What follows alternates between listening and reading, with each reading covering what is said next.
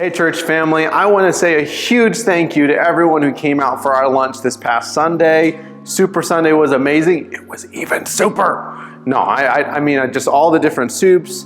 But part of that is that you all made that happen. You brought food, you helped volunteer, you cleaned dishes, you cleaned up after, and it was just a great way for us to connect as a church family. So thank you so much for being a part of that, and we look forward to doing this more and more over the next couple months going into summer, maybe getting outdoors as much as we can, because honestly it's good for us. It's good for us, the church, to be together.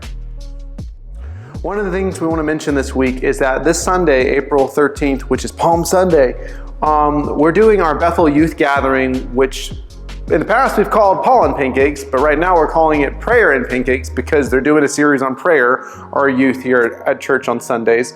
And normally what we do is that we have worship together and then youth go to be part of Paul and Pancakes or Prayer and Pancakes later. But this Sunday, our youth ministry team wanted to try doing a full service with youth during and throughout the Sunday morning. And so on April 13th at 10 a.m., Bethel Youth are meeting downstairs in the lower level in the chapel to get things started. Just as our service starts upstairs, they will be starting their longer Prayer and Pancakes gathering, which includes wrapping up a great Francis Chan series.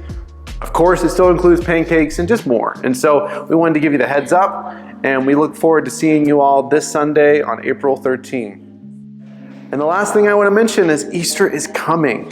We are just a week away before Good Friday, Easter Sunday, and this is just a great chance for us to lock in and think about how we will worship and remember the story of Christ dying for us and being raised to new life for us together as a church. And so one of the big emphases we're doing this year is this idea of come and hear the good news together. And part of that is we want to invite people that are around us in our lives, our family, our friends, our neighbors, inviting people to join with us to celebrate this amazing good news, especially for people around us that honestly don't know it. And so for details and for how you can invite people, you can go to discoverbethel.com/Easter. And there you're going to see our details for our services that are going on around Easter weekend. We're going to be worshiping for Good Friday, April 18 at 6 p.m. And we tried to do it a bit earlier this year, so it's kind of conducive to families with children, but this is our darker service reflecting on the crucifixion, but it also has a lot of depth to it of thinking about why Jesus died for us, because it's so significant.